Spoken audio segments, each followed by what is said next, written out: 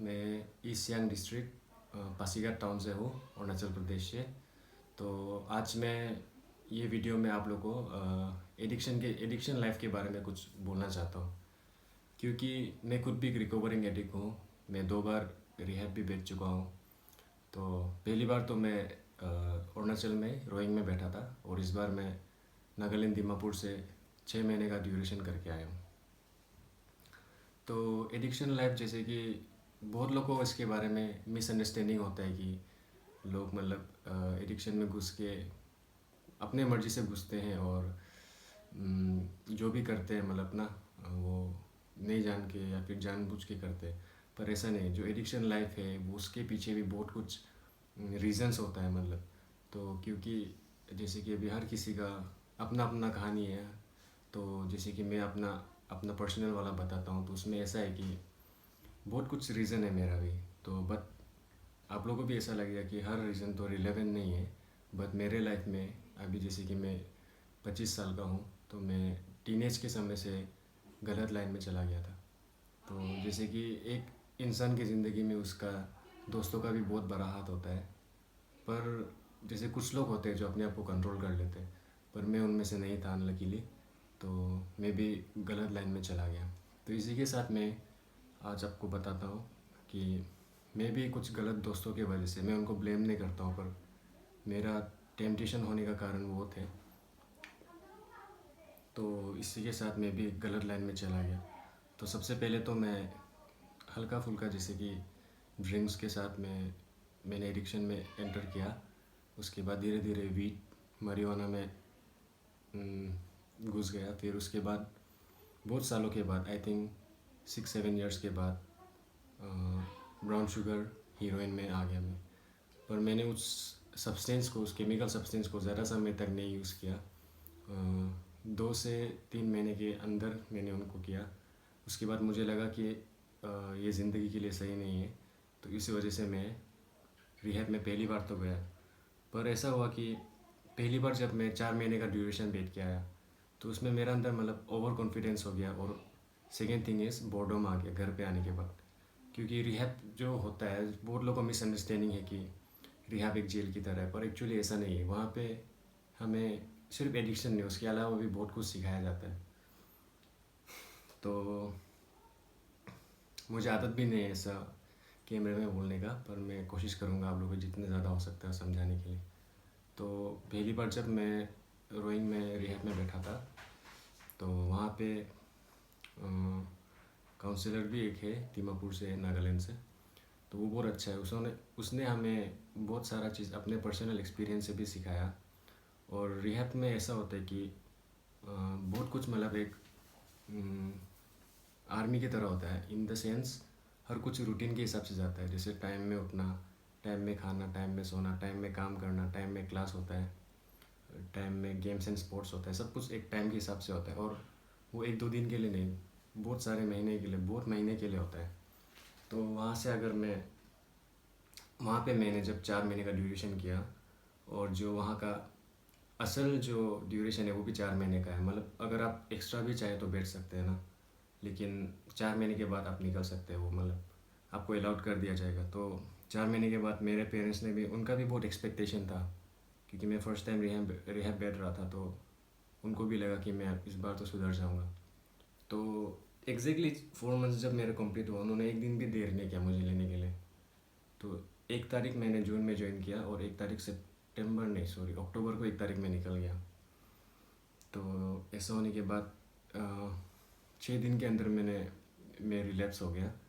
और रिलैप्स मेरा ऐसा नहीं है कि मैंने डायरेक्ट गांजा या हीरोइन में आ गया, पर ड्रिंक से मेरा शुरू हुआ, जैसे बियर से, विस्की से, वोडका से। तो वहाँ से आने के बाद फिर मेरा पेरेंट्स का एक्सपेक्टेशन जो है वो और ज़्यादा टूट गया।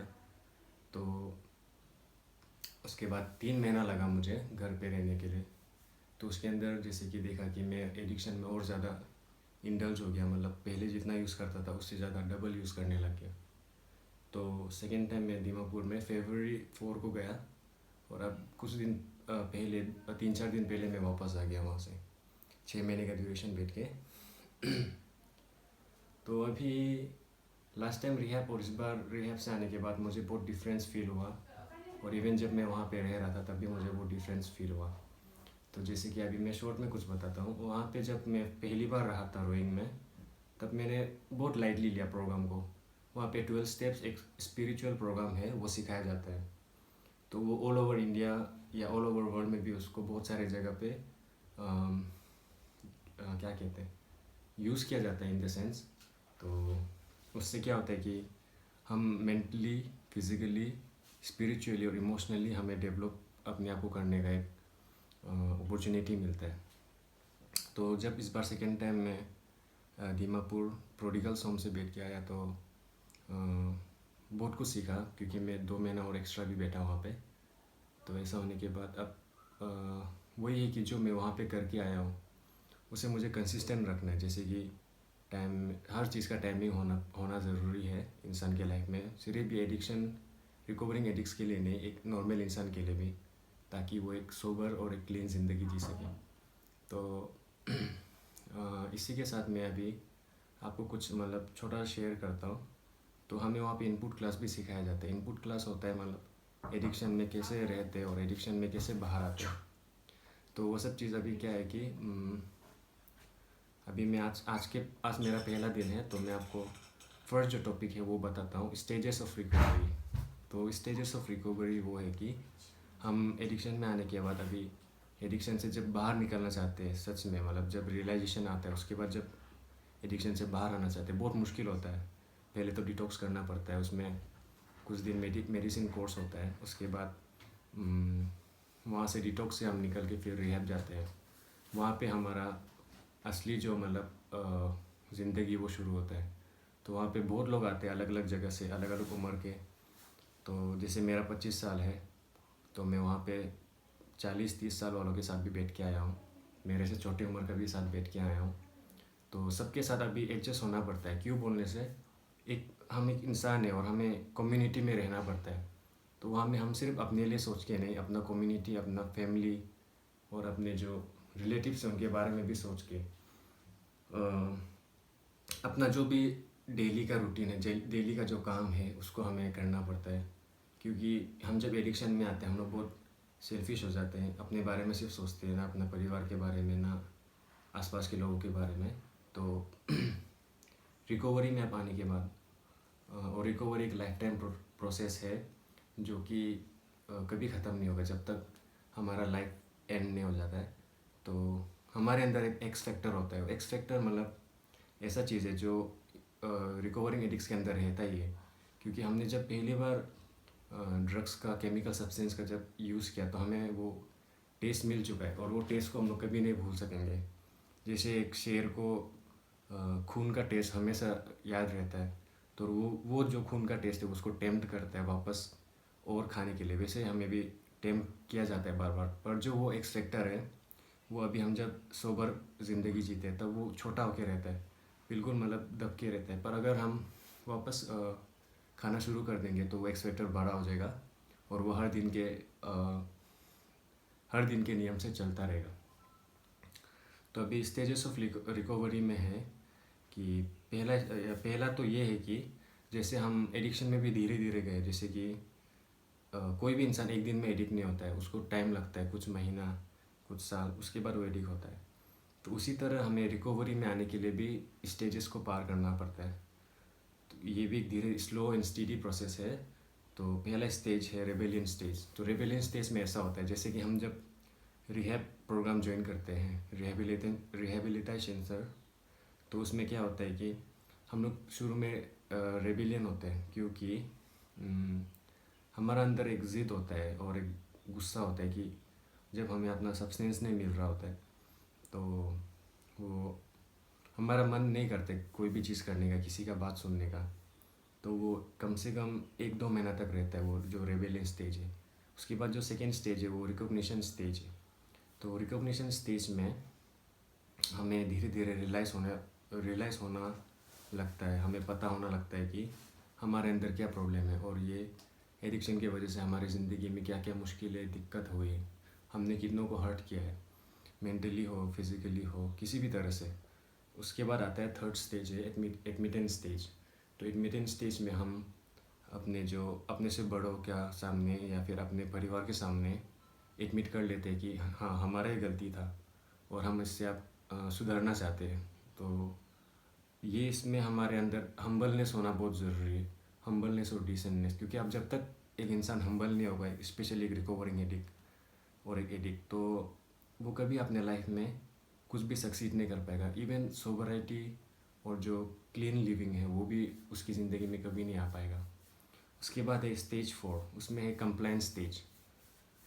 तो कंप्लायंस स्टेज ऐसा है कि मतलब हम लोगों के बात को मानने के लिए तैयार है, लेकिन फुल विलिंग के साथ नहीं, मतलब 50-50 हाँ भी है और ना भी है। तो इसमें क्या होता है कि हमारा जो मूड है वो अप्स एंड डाउन्स होता रहेगा। कभी बहुत गुस्सा लगेगा, कभी बहुत खुशी होगा, मतलब कंसिस्टेंट नहीं रहता है, फ्लक्चुएट होता रहेगा। तो ये भी कुछ समय तक चलता है, हार्डली 1 से लेके 2 मंथ्स के अंदर तक। उसके बाद है एक्सेप्टेंस स्टेज। तो एक्सेप्टेंस स्टेज जो सेकेंड लास्ट है और बहुत इम्पोर्टेंट है, क्योंकि एक इंसान जब एक्सेप्ट करने लग जाता है अपने ज़िंदगी का जो मतलब है, ज़िंदगी में जो भी चल रहा है उसको अगर आप एक्सेप्ट कर लेते हैं, चाहे वो अच्छा हो या बुरा हो, तो उसे ज़िंदगी जीने के लिए और आसान हो जाता है। वो कुछ भी करेगा तो उसको सक्सेस होने का ज़्यादा चांसेस होता है। तो अगर आप एक्सेप्टेंस करते हैं अपने अंदर, तो हर कोई आपको अच्छा सिखाएगा। अगर गलत भी सिखाता है तो उसको आप समझ सकेंगे कि वो आपको गलत सिखा रहा है और अपने आप को उस चीज़ से दूर रख सकेंगे। एक्सेप्टेंस करना बहुत ज़रूरी है, क्योंकि आप जब तक एक्सेप्ट नहीं करोगे कि आप खुद गलत है, तो आपके अंदर एक ज़िद रहेगा, एक रेबेलियन टाइप का एक नेचर रहेगा और आप किसी भी बातों को मानने के लिए तैयार नहीं होंगे। उसके बाद लास्ट स्टेज है सरेंडर स्टेज। सरेंडर स्टेज अगर 12 स्टेप्स प्रोग्राम के हिसाब से बोला जाए तो वो एक स्पिरिचुअल प्रोग्राम है। और सरेंडर हमें हायर पावर जो गॉड है, चाहे वो कोई भी रिलीजन का हो, क्रिश्चियन, हिंदू, मुस्लिम, सिख हो, कोई भी रिलीजन का हो, तो अपने हायर पावर को एक्सेप्ट करके सरेंडर करना पड़ेगा। क्योंकि हम जब हायर पावर के नीचे झुक जाएंगे तो वो हमें ज़रूर कुछ ना कुछ अच्छा फल देगा। क्योंकि चाहे कोई भी रिलीजन हो, वो हमेशा हमें अच्छा बातें सिखाते हैं। तो अगर हम जब सरेंडर कर लेते हैं हायर पावर में, तो ज़िंदगी में ऐसा बहुत कम मुश्किल हो जाएंगे हमारी ज़िंदगी में। क्योंकि अगर आप एक अच्छा इंसान बनते हैं तो ओबियसली हर साइड से, हर समय तो नहीं पर मैक्सिमम समय आपको मतलब पॉजिटिव फीलिंग्स आएगा। और जब एक इंसान पॉजिटिव होता है तो उसे कोई भी काम करने के लिए ज़्यादा दिक्कत नहीं होता है। तो आज के लिए यही टॉपिक है। तो मैं ये यूट्यूब में इसलिए डाल रहा हूँ क्योंकि मैं चाहता हूँ कि मेरे जैसा जो भी एडिक्ट्स है या रिकवरिंग एडिक्ट्स है वो हर दिन मोटिवेटेड रहे, वो भी मेरे तरह इसी तरह वीडियो बनाए और अपने जो एडिक्ट्स फ्रेंड्स हैं उनको भी दिखाए, शेयर करें।